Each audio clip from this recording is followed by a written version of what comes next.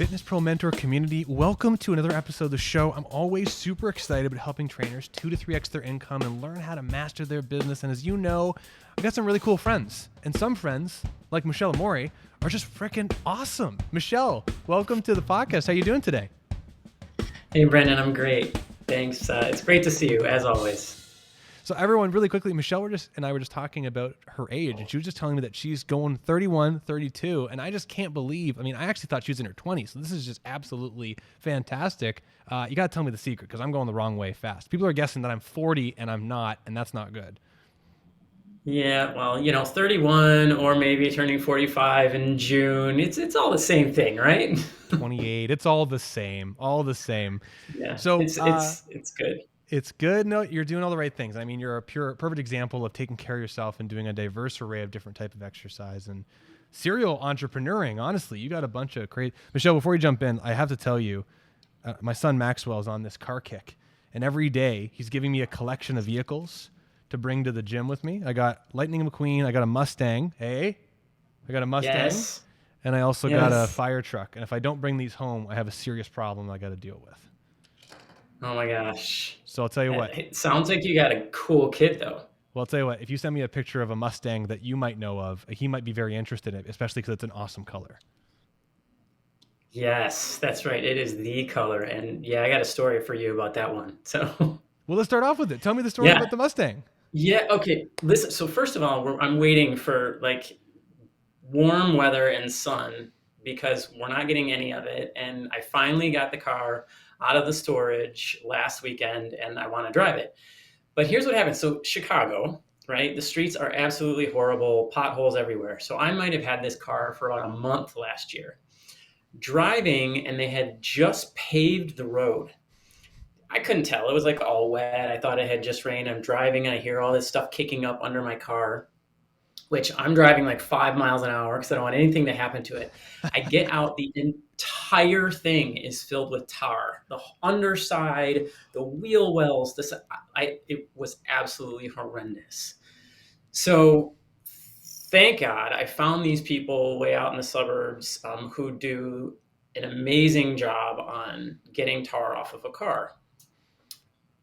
But before that, I brought it into this car wash, and they tried to get it all off, and they ripped the decal on the side. So now I got tar on my car. I got a decal rip, brand new mock Mustang. Oh, no. And so so luckily the tar is off. I just got a call today that my decal is in, and I'm putting that on, and I'm going to drive it until I can't anymore this summer, and I'm so excited. Oh, it's such a sick car. You know what? The North American sports cars, anything, in my opinion, generalizing, the Mustang, the Challenger, the Camaro, the Corvettes, they're just engineered to go fast, and they're fun, and I think they're fantastic. I love what you got. They are. And, Mox, if you buy one, they give you this free performance driving course at the Charlotte Motor Speedway. So I'm going to go out there this summer and learn how to actually drive the thing. That's amazing. Well, Michelle, here's the thing. Yeah. You've got some cool things going on between some cool equipment, some cool businesses, fun toys, and you've worked very, very hard for several years to be in the position where you are now to even be talking about things like this, which is super cool. People know you, people love you. Like I said, we could talk about nothing and people would just be very excited to be here. But I think what we should do is you have a ton of projects on the go, a ton of amazing things. You are giving back to help elevate the fitness industry in so many ways. Are you cool if we dive into some of the things that you're doing? I'd be happy to. Yes. You gave me this awesome list of stuff, more than I've interviewed a lot of people. And I haven't got a list this big in a while, and I absolutely love it. One of the things you told me that you're working on is kind of getting into the psychology of training, and you've got a course to go along with that. And I was just wondering if you could speak to that, because I think that's just absolutely brilliant. Sure. Yeah, the course is in the making right now. A lot of it has come about by my own experiences and what I've gone through in the last 20 some years in my career and as an athlete. And training clients for such a long period of time. To start out, I trained people, and my focus was their body and exercise and programming and body. I unfortunately never took into account the vast influence that psychology has on this person and the outcome that they are experiencing on a day-to-day basis, which sounds funny to say because why wouldn't I consider that to begin with? So I thought about that, and what I realized is when you go through certifications, when you're in school, what do you hear all the time? Scope, scope, scope, scope. Anytime you hear psychology, they're like, oh, scope of practice, which I agree with relative to diagnostics, right? Relative to prying in, asking some questions that you might not know how to address if you dive too deep. However, if you look at psychology, we are looking into how we perceive ourselves, right?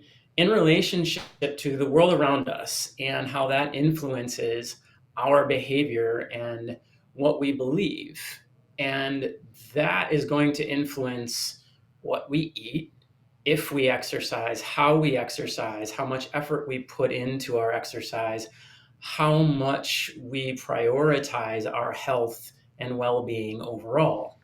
So I think bringing this idea to trainers in a way that just exposes them to the dynamics of psychology, things like, do you know what those dynamics are, right? Do you understand cognition? Do you understand how much perception influences behavior, how people learn, their emotional state, right? From minute to minute, and we've all experienced it, but what do we do about it, right? Do we spend time just listening to someone, not diving in, trying to solve problems, just listening, and understanding that emotion and being able to express how they feel might be what they need that day instead of lifting an extra 5 pounds, right? Looking at their attitude, looking at their relationships,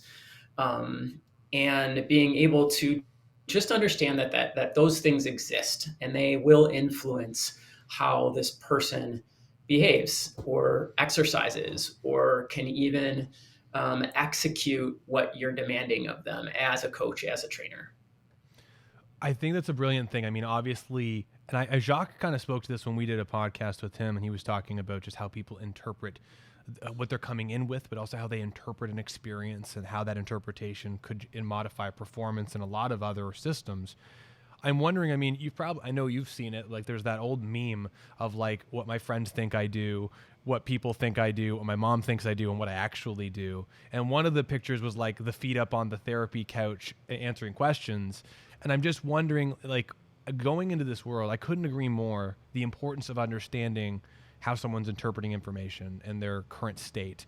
What would you say the wall is? I'm not sure if I can't find the word right now, but the barrier between what is appropriate for us as fitness professionals to talk about and how to support them, and when we're kind of getting into that, okay, now we are into the out of my scope of practice style conversations.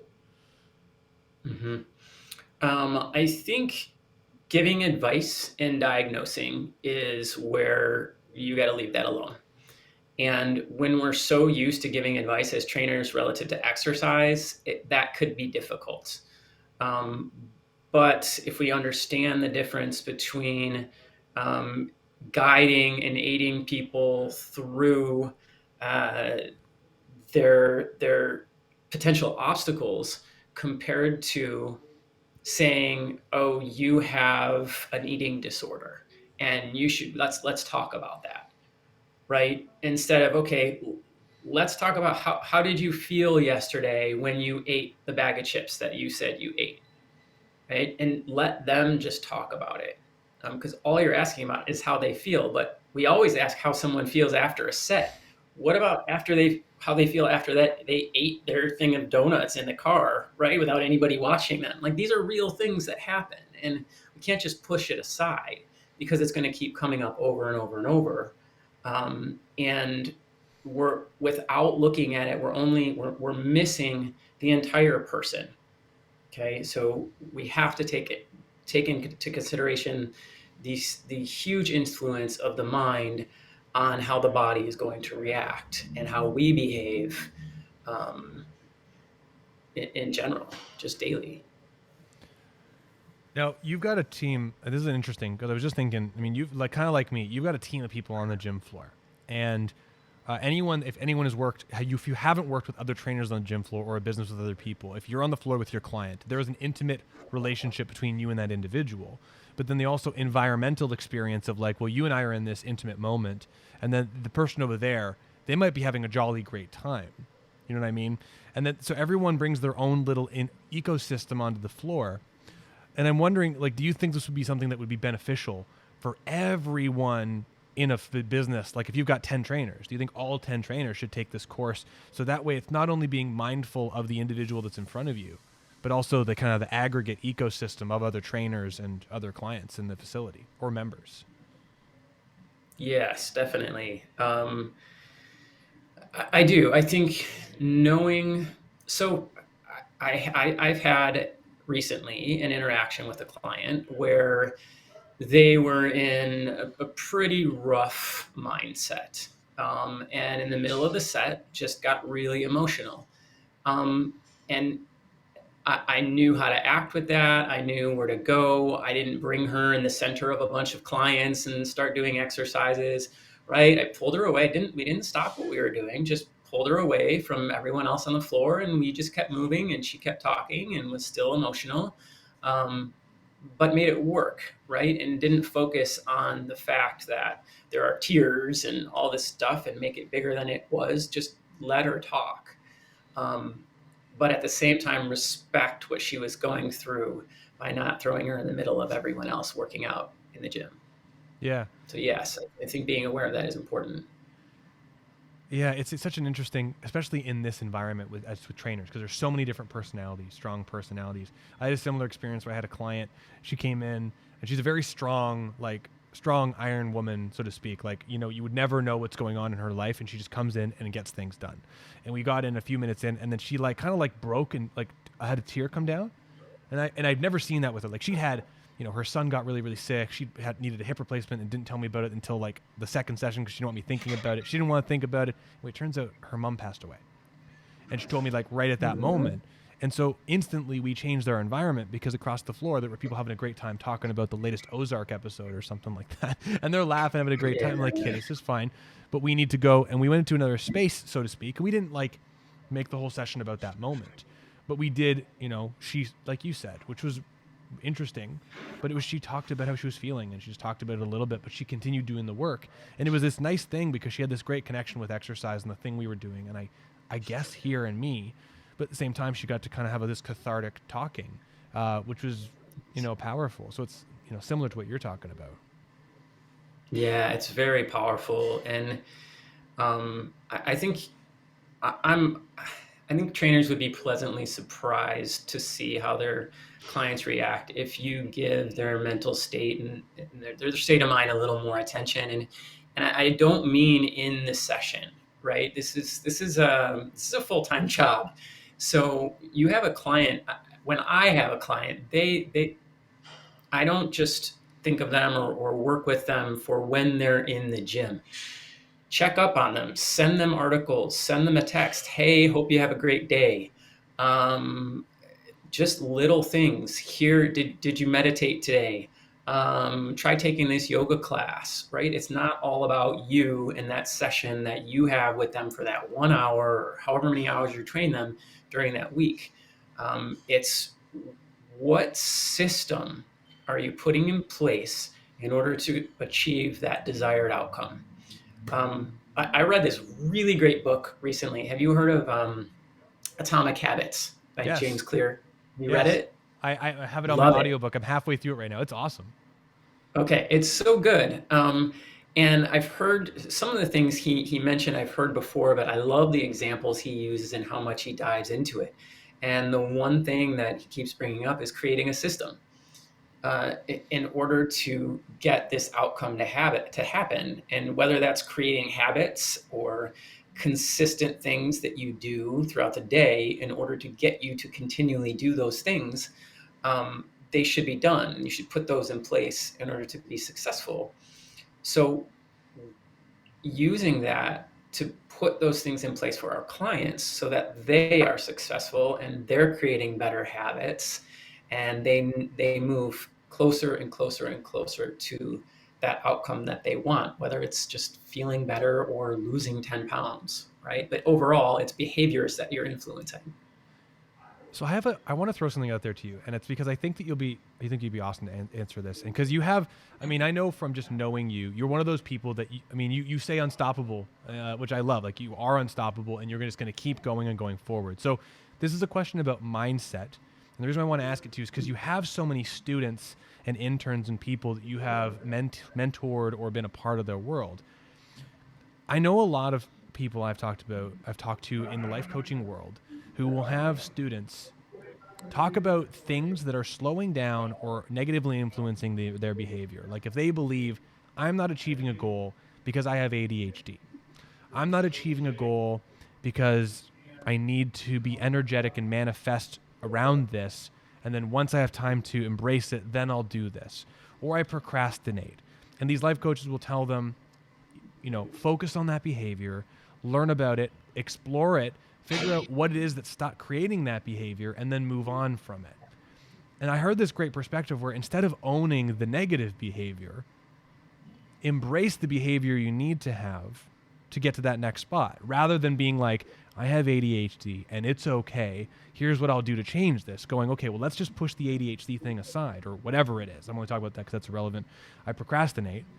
If I want to be in this place, I have to do X, Y, and Z. I'm going that direction, and that's what you embody. So it's like that. Do you embody the negative thing and then reverse engineer from there, or do you kind of just step over it and just work towards taking that next big step? I just would love your thought.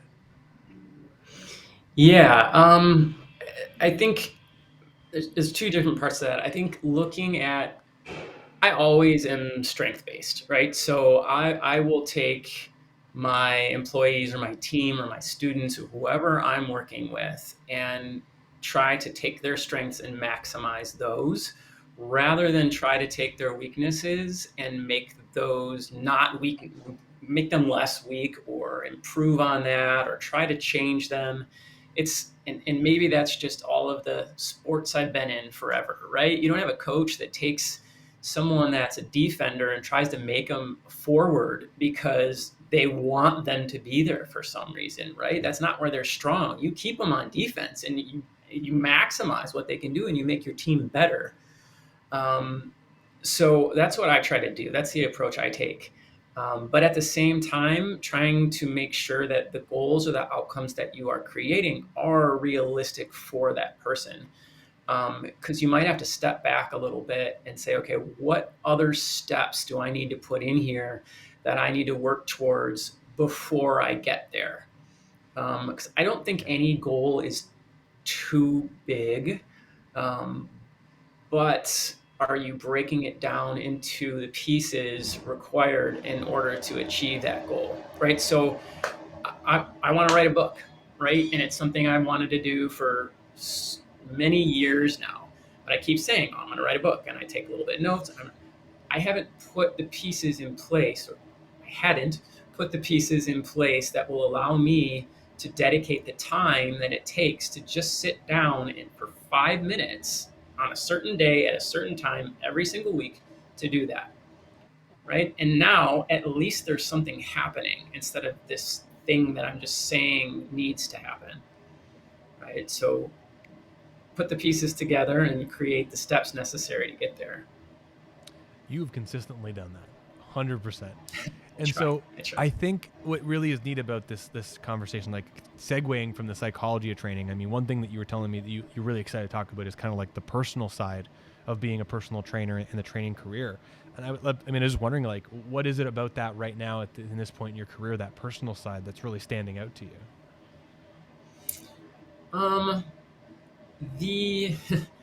The years of working out and being active and getting injured, and competing and getting injured, and working out and getting injured, and understanding that, hold on a second, back up. This is about the person, and just put it in relationship to me.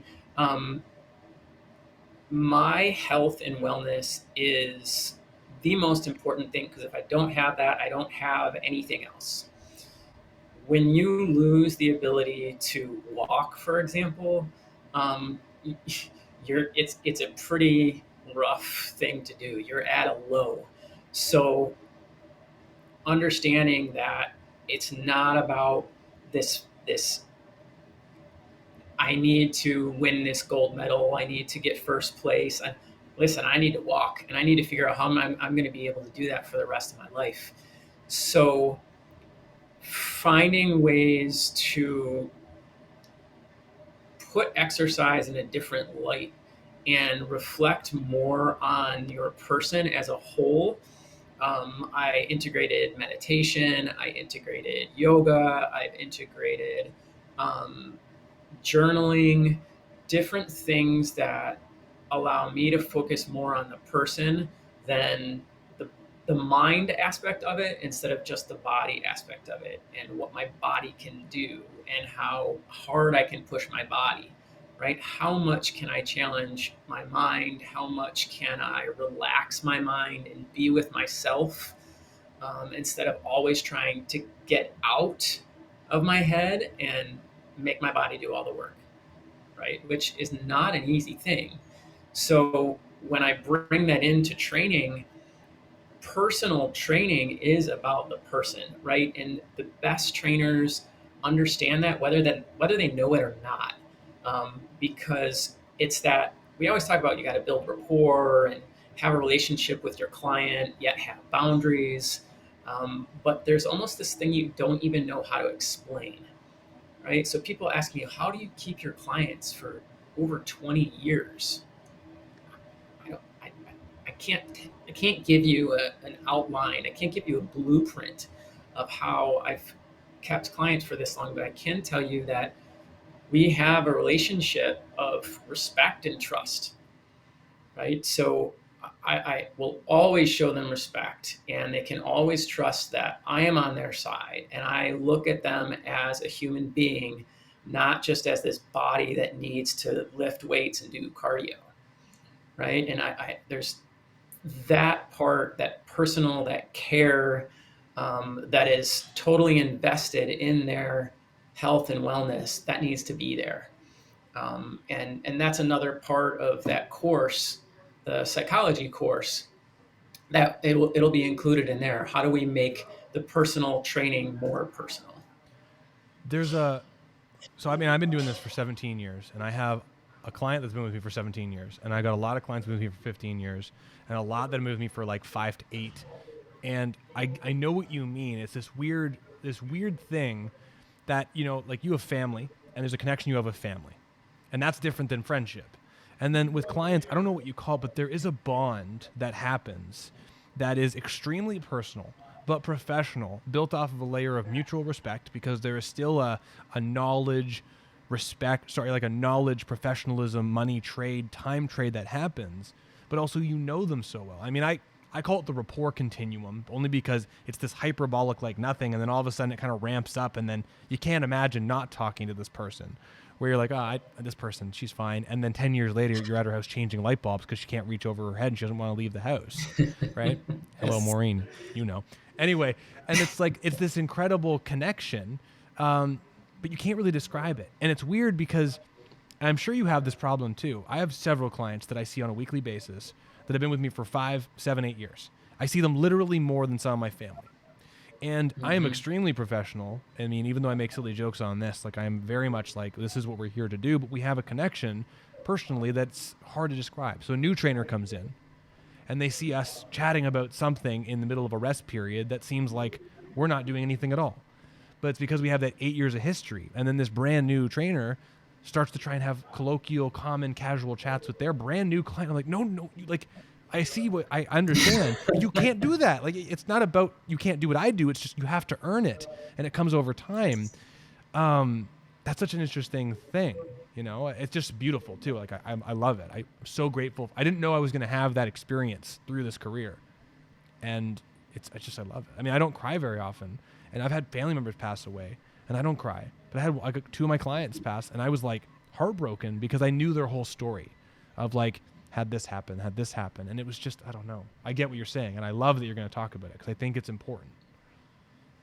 Yeah, you hit it on the head when you said family, because that's what they are, right? We all have different relationships with different family members, and you can equate that to our clients quite a bit. And I also think I've also had a couple of clients who have passed, and it's hard because you have such an intimate relationship with them that no one else in their family has. No. And their family doesn't understand it, right? So, I luckily had a client who we were so close, and she did pass. And before that, she asked me to do her eulogy at her funeral. And it was that recognition of what I meant to her in her life was phenomenal. And so they're just relationships that you can't beat. They're pretty great. I only will share this because I want to honor him. And there's 3 clients of mine that have been prolific, but there's one gentleman who was he called himself a CEO, but cock-eyed optimist is what he called it. And he was a 78-year-old South Asian fella who at 74 had this incredible heart condition, major like quadruple bypass. And he was told by his cardiovascular surgeon that he had 1 year to live and he was going to be in a wheelchair in 6 months. And that was how he was going to spend the last few of his days. He was someone who had no interest in exercising. He never exercised. Culturally, I mean, him and his family were like, that's stupid. No one does that. That's for people in short shorts and whatnot. Anyway, his wife was coming to see me, got him to come see me. We got from strengthening and exercising and him just taking care and ownership of his life. He got 5 extra long years and he passed away about 9 months ago now, which is heartbreaking. But he never ended up in a wheelchair. His quality of life changed so much. And it was here a half hour, 2 half hours every week doing the same warm-ups. It was awesome. But the thing that was the craziest and hardest part was when he passed, he was the stone cold, hard, father that the kids needed to be when he was growing up. When he was with me, he was a humble student. And the kids never saw that. Like he was here, he's always asking questions and learning. And so I had both the kids, like one flew in from Calgary and one, like they asked to meet with me. And we sat down for 2 hours and they just asked questions of who he was when he was with me because they just never saw him like that. And it was that's so great. Yeah. And it was heartbreaking for me because it was like reliving all that stuff. But at the same time, it was like you just said, that beautiful family thing that ends up happening. So I love that. You got to share a part of him with them that they didn't know. So yeah, that's an honor. Freaking crazy relationships. Well, cool. So you got psychology of training, the personal side of training. All right. Mm-hmm. So can we shift gears? Is that okay? Yeah, let's do it. I feel like I know a lot of people who get burnt out from being a personal trainer. Yes. Have you ever been that person? Definitely. Me too. Oh my gosh, yes. Well, let's talk about it. Not once, not twice, many, many, many times. Yeah. Yeah, it's a real thing, and I don't hear enough people talking about it. I hear about burnout, but I don't hear trainers talk about it a ton. And I think they should, because we have crazy hours, right? Like I will train clients from 6 a.m. till 8 o'clock at night, a couple times a week, and probably almost that another couple times a week. And we work when people don't, and then you fill in the slots with these other people. So it's constant, and it's sometimes really hard not to take on some of the heartache that your clients are going through. So that stays with you and you take it home. Even though there are ways to process that and work through that on your own, sometimes it's very difficult. So it's this all day thing. And over time that wears on you. And I've found that what I need to do personally is find other stimulating things that allow me to focus my attention, that I can focus my attention on, right? Which is why I have so many projects and so many things going on. Because while I'm adding to my plate, I'm more stimulated, and it's so much rewarding, and so much more rewarding in a sense that I'm feeling like I'm accomplishing more, right? And that's a personal thing. That's what I need, right? I need something new that I can problem solve and work through and help develop. So I come to work and I'm ready to go. I'm fresh for every single client I come in contact with, as opposed to not having anything else on my plate and coming in and training, while I love them dearly, the same clients every single week over and over and over again. Right. I get it. I 100% get it. It's hard to describe, but I mean, same along with you. I mean, seeing the same people over and over again, and there are similar problems. But I mean, that's where for me, like, I mean, I love when I work out, I put on headphones and I sound cancel everyone. I love everyone here, but I need that, like, I need that aloneness for a bit. And that's why I love drums and even teaching, is because I kind of enter into this flow state of consistent problem solving that just gets your mind out of that stuff and then gets you present in that moment. And it just helps to shift gears going from second to third Mach 1 in a big way. So, because we have a lot of students that are like, you know, they have this fear around not making enough money. And then they start smashing their schedule with like 40, 50 literal client hours. And they're like, yeah, I'm hitting 6 figures. I'm excited, but I'm exhausted. And I don't like my life because I don't have time for X, Y, and Z. Now, there's, I mean, obviously mechanical things in there. But in your opinion, what kind of things, if you were going to say to a trainer in Precision Human Performance, which is gigantic in Chicago's best personal training studio, which is a science-based personal training studio, if you're frustrated with regular personal training, go there. What do you tell the trainers? Hey, listen, Michelle, I'm feeling burnt out. Like, what are the things that you tell them to do to try and overcome that? Right off the bat, take a day off. Right, you're no good to your clients feeling worn down, not being fresh mentally, not being able to be 100% for them. And you know, on the business aspect of it, if we look at training less hours, making more money, you have to be able to have the rate that supports that. So how are you going to be able to raise your rates or justify what you're charging if you're not giving them everything you can, if you're not putting 100% effort toward that individual across the board, right? Whether they're in front of you or not. And in order to do that, you have to practice good self-care. And teaching them about self-care, in part of that is taking time off, taking time to breathe, taking time to just put yourself in a mental state where you don't have to focus on anything stressful and you can just collect yourself and calm down a little bit. Can you tell my wife is a psychoanalyst? There might be where some of that practices come from, right? Oh my gosh, so many. And yes, it's practicing those things, because if you can't care for yourself, if you're not making time for yourself, then you can't possibly do it for anyone else. Oh. So just really trying to get them to make that known and practice that. I got a guy here. It's my version of Aaron Westbrook. I have a Taylor Plushberger who is same, grown, inundated in the business, and is our operations manager, and he saved my life, honestly. But they do that. Oh yeah, it's huge, and he's just perfect, and he's got the exact opposite skill sets of me, which is just flipping amazing for this.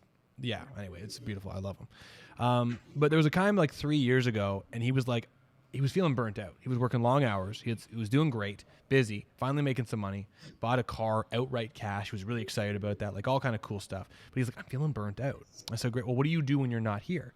Well, I go home and I sleep and I eat some food and I come back. Like, you gotta do something to shift gears. Mm-hmm. And now, it's almost a joke now. He's obsessed in a great way with fishing. Like he's fishing right now. Like he's gone fishing today. But it's so good because he's got that gear shift where he shifts gears completely and goes fishing, and he leaves early on Fridays. He goes up north to his cottage or to a cottage and fishes all weekend, and it just clears his mind. And he comes in on Monday and he's kicking ass, and he no longer has anxiety, and he's completely relaxed, and he works the same amount of hours. He raised his rates and he's performing better, and it really, really worked out. I love it. I mean, for you and people in your world, I mean, or when you say, hey, you need to do some self-care stuff, do you have suggestions of things for them, or do you more try to coach them? Well, what kind of things would you do to relax? Yeah, it's always a coaching thing with me, right? Finding what they love, finding what makes them fulfilled, and trying to make it a priority to do those things. So, maybe it's a physical activity like going hiking or just going for a walk. A lot of times here, as a team together, that's something that happens. So we'll just go and grab coffee. There's a coffee place down the way. Just sit, grab coffee, joke around, not talk about work, and not even have to do anything physical. But because that's part of it too, right? Our jobs are physical. We work out all the time. It's just this physical thing. So just getting off of our feet, taking a load off, and doing that. But a lot of times too, we're all thinkers, right? This science thing is pretty important to all of us. So taking a class so that you learn a new skill, so you learn a new methodology, and then you can incorporate that into your practice. I found that helped trainers more than just as much as going fishing or going driving or whatever it is that they love to do, right? To refresh their practice. Yeah. I love it. Okay, so we got a couple more things we got to talk about because you're so awesome. Sure. I do have a question from one of our students, Mr. Gary Augustine Warren, and he asked specifically, he sees that you guys are doing some more group exercise stuff intermittently. You got a couple things where you do some, and he's just asking for you, how do you find facilitating a group class, and how do you manage observing everyone's progress, making sure everyone's doing okay in a group setting? So the groups that we have here are usually specific to some type of skill. So we have a self-defense class, for example. So having more than one instructor, having people that are walking around, making sure everybody's doing the right thing, making sure that they're learning, making sure that their technique is being done well. That's really important. I think a lot of times group instruction, people feel like there only needs to be one instructor, and that is not the case. You can have more than one instructor.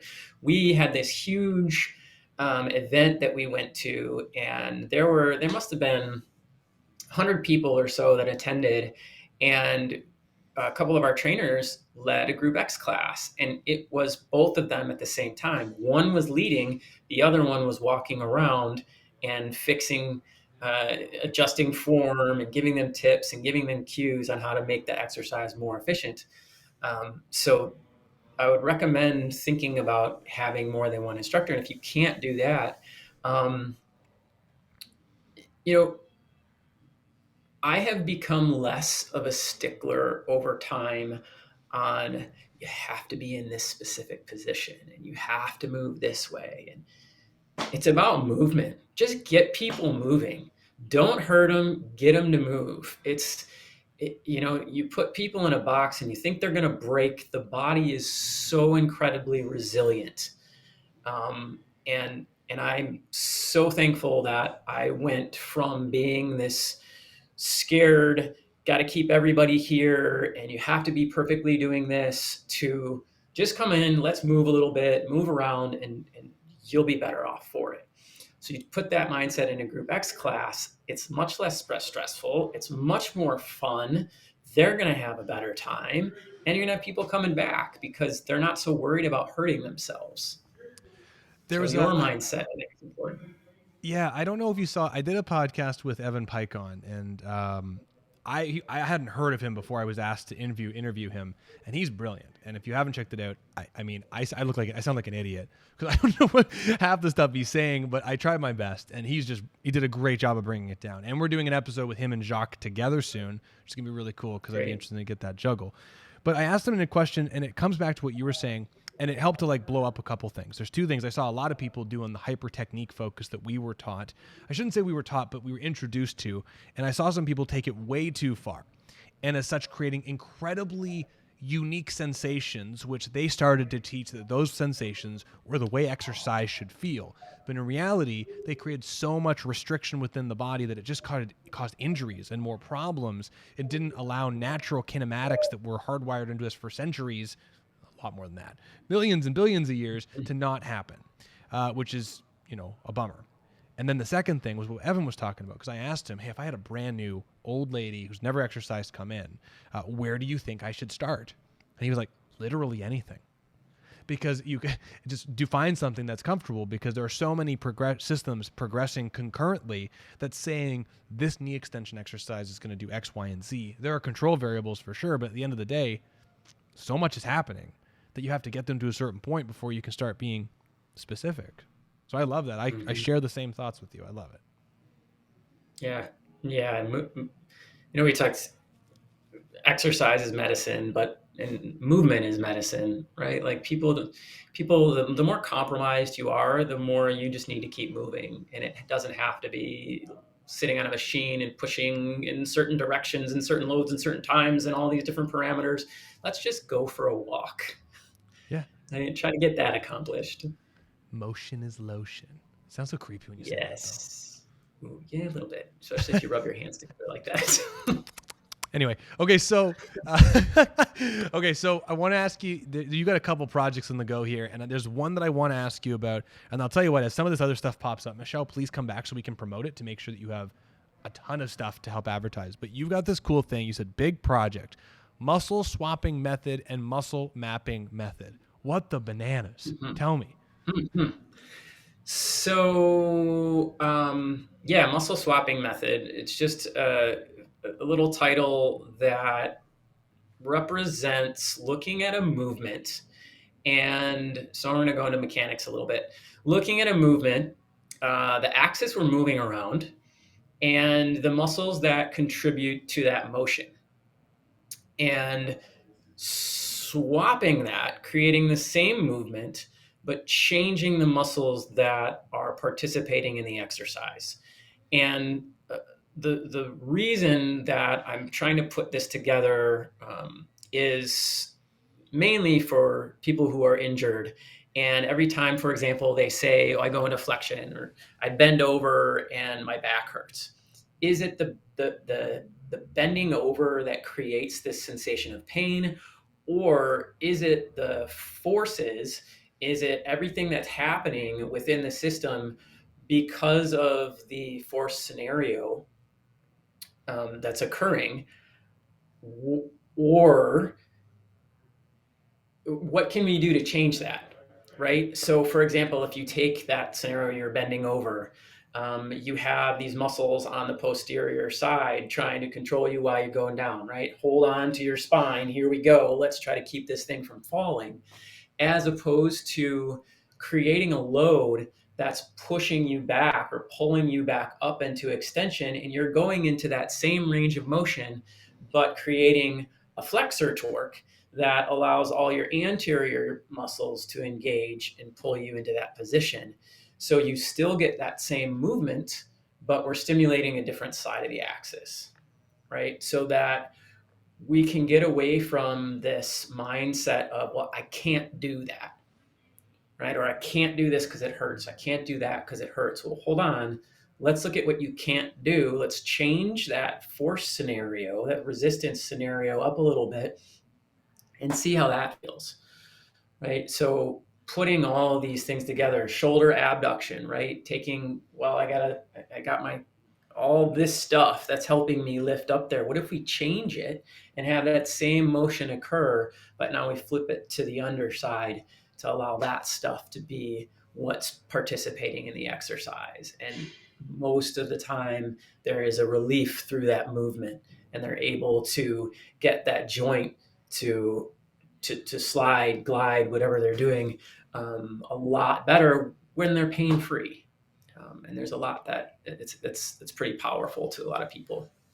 I love it. Yeah. We were playing around. We had somebody who had Well, it came off of my back injury. I had a back injury from deadlifting like a maniac because I'm stupid. When you used to call me fish legs, what'd you call me? Fish legs, burger boy, translucent boy. I had all these names. Something like that. Something maybe. Anyway, I can't remember. You made fun of that character from the Balloon movie, the chubby, enthusiastic kid with the hat. Yeah. It was fish legs or something like that. Oh, anyway, Sorry. sorry. So around that era, when I had more legs than I had upper body, I was deadlifting like crazy. I had a big injury. And I got introduced to Peter Chason, who was doing muscle activation techniques at the time, helped me facilitate some contractions. I felt a lot better. And then from it was actually Tony Lott I saw doing it in Oklahoma. And he was doing this crazy, like standing, what I call the reverse deadlift, where he had two cables in his hands and he was pushing down towards the ground. Just an abdominal exercise, really, with it. But I called it reverse deadlift. And I started mucking around with that with my back injury. And then that was, a really interesting scenario because my back pain, instantly changed. And I got super excited to think about that whole, okay, well, eccentrically, this is lowering me down when I do it this way. Well, if I pull myself there or control myself there or decrease the resistance by offloading and all the stuff, it was awesome. So I think this is a great idea. I think this is absolutely fantastic. And so when you say, because you have muscle swapping and muscle mapping, so will you have some procedures in place to kind of simplify it for trainers to get started and then help them into the mechanical thought process? Yeah, because over the years of teaching, I always get, okay, tell me what to do. And in the frustration of teaching how to think through and problem solve, let's just give you the answers and then explain, and you have to think through things after that. So muscle mapping, looking at the body as a map, right? And figuring how do we get from point A to point B. And what things, let's say I can't, looking how everything's linked, right? Let's say I can't, my right rotation, it's just something I can't do because of a restriction or a tightness or a pain or whatever the case may be.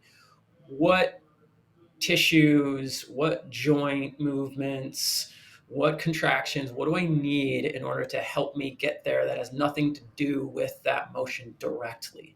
Let's go down to the foot. Let's start there, right? And then map that all the way up to that position and create a method, a specific method, not, try this and try that and try this. All the things that you need to do, all the movements you need to do, all of the exercises you need to do to get there. Because another thing is, okay, you tell me to train knee flexion. Well, what does that mean, right? What exercises should I do? And that's where this entire library of exercises come in. So it's not just a theoretical, here's a mapping method, but here are 10 exercises for knee flexion. Here are 10 exercises for tibial rotation, right? Trying to talk through some of this stuff in a way that that doesn't result in so many questions, but a bigger arsenal of exercise interventions. I love it. I think this is going to be brilliant. I think it's going to be a super fantastic and great tool for trainers to help them just kind of get going, helping people with injuries and aches and pains in the gym. I love it. Thank you. I hope so. I don't want people to be afraid of injured clients. I mean, everybody's got an ache and pain. Let's help them get better. Move around. I would argue it's the best demographic to help. They're the people who need the most help. You can definitely beat somebody up and have them lose their breath by just shortening the rest period between pretty much any exercises. But helping someone who has aches and pains and deconditioned because of diseases and problems, I love helping them, because if they can do 1% more tomorrow that they weren't going to be able to do if they didn't come and do some of the exercises, how awesome is that? Yeah, and that's what it's about, right? Having them come back to you and say, I went on my vacation and I walked every single day and I felt great the whole time. That's what it's about. You go do your recreation, come back to me, and we're going to keep you being able to do that stuff, because that's living life more efficient, happier with your body, more being able to perform at a higher level on a daily basis in just your daily activities. That's what keeps people going. I love it, Michelle. Listen, you got a big question here, and I'm thinking out loud here. I would like to have you back on when that business is ready. Is that okay with you? Sure. Okay, let's do that. So I'm going to leave everybody hanging here. If you're listening to this, Michelle has something awesome that will help businesses do what she is doing better, and you're going to want to listen to it. So when you see Michelle come back next, it's going to be for a juicy reason that will help your business come back soon. But Michelle, I have a cheesier question I want to ask you, if that's cool. Please do. What is your favorite exercise machine right now? Ooh, a machine? Does it have to be? Okay. No, whatever. Any exercise thing. Okay, the thing I love right now is setting the Smith machine up to do hip extension. I'm obsessed with it. Put the little pad, put the pad on, and then I need an extra like AirX pad, set up the bench and just do some hip thrusters. And because I've gotten my back to a place where it feels so good. And now I want to like train all the things that I haven't been able to train. And I love it. And to set up a free bar and put up a bench takes too much time. So get under the Smith machine and just thrust up into the bar. It's great. Good stuff. Because you had, if anyone doesn't know, you had back surgery several years ago, right? I had two. Yeah, I had a microdiscectomy in 2008 and I had another one in 2018. So my doctor says, I'll see you in another 10 years. And I say, no way. But I've had two back surgeries. And so through both of that, you are, feeling pretty darn good and back to doing hip thrusters and movements like that, which is crazy. Yes, it is. Awesome. Yes. I got to tell you, I am super obsessed with training grip strength right now. And I think of you almost every time that I'm doing it. And it's because I started mucking around with it for like a month. My wife was making fun of me because she's like, that looks ridiculous. But I've gotten faster on the drums. And I'm like, okay, I'm going to go with this for a while. Yes. Actually, I'm going to tell you, you can laugh at me. So I know anyone see my little drum clips. I would say that I am known for being semi-fast on the drums. I can play pretty quick and pretty comfortably quickly. And so I'm proud of that. And so we were at my house, we were sitting down, Katie and I were having some drinks, and she goes, yeah, you're pretty fast. How do you do it? And she goes like this with her hand, but she goes with one hand, like faster than I've ever gone. And I was like, oh my gosh. And she goes, what, you can't do that spazzy thing where you just have a reflex? I thought everybody could do that. And I was like, what did you just do? Do that again. And she's like, one hand. And I'm going to get her to record it. Like, we're going to do a video on it because it's stupid. And I'm so mad because I've spent so many hours with pennies and grip strength. Anyway, that's beside the point. Fun fact, genetics. I love it. Yeah. Key. Awesome. Well, Michelle, listen, I got to say thank you so much for your time. I know how busy you are with all these different things you're juggling. You're working on so many things. You're helping so many people. For you to carve out an hour of time to come on this show, talk with me, and then share what you're working with everybody in this little world, I really appreciate it. Before we button up, is there anything that you want to share with people that we didn't talk about? Yeah, the most immediate, the Cadaver courses are back on. We have a Cadaver course May 28th. Sign up is on our website, precisionhumanperformance.com and on bioacademics.com. It's a one-day workshop. I think there's at least 5 cadavers in the lab. Nice. It'll be a great course. And then another one to follow up will be an applied anatomy and exercise design course coming in the fall. Amazing. So just looking at the muscular system and how to take that and create exercises based on their mechanics. Michelle, you're teaching the Cadaver course? Mm-hmm. Yes. Send me the art and I'll put it in the group and share everyone. Okay, cool. I will. Sick. Thank you. Cool. Everyone, take the Cadaver class with Michelle. I did it with Joe DeAntonis, and every time I took it, it blew my mind of the muscles and the things I'd never thought I would ever see and the things that didn't exist in books and were there. It blew my mind. I love it. Yeah. It's great. It's a great course. All right. Michelle Mach 1, go crush some 500 horsepower. How much horsepower that thing got? A little bit. Almost 500. Oh, love it. Cool. All right. Well, you have a wonderful day, everyone. If you haven't checked out, go check out Michelle Amore, Precision Human Performance, Bioacademics. By far, I look up to you guys for what you're doing all the time. You inspire me. I constantly change how I'm eating because you're way more shredded and I got to catch up. You got faster cars. You got a cooler gym, yellow and orange and following. So I love it. You're awesome, Michelle. Thank you. Thank you so much, Brandon. Thank you. And I love this. Keep doing what you're doing. It's really important. And we all here at PHP appreciate it and you. Very much. We're going to have you back to talk about special project that people are going to want to tune into. Yes. Wonderful. Awesome. Thank you. Bye, Michelle. Talk to you soon. All right. See you then. Thanks, Brandon.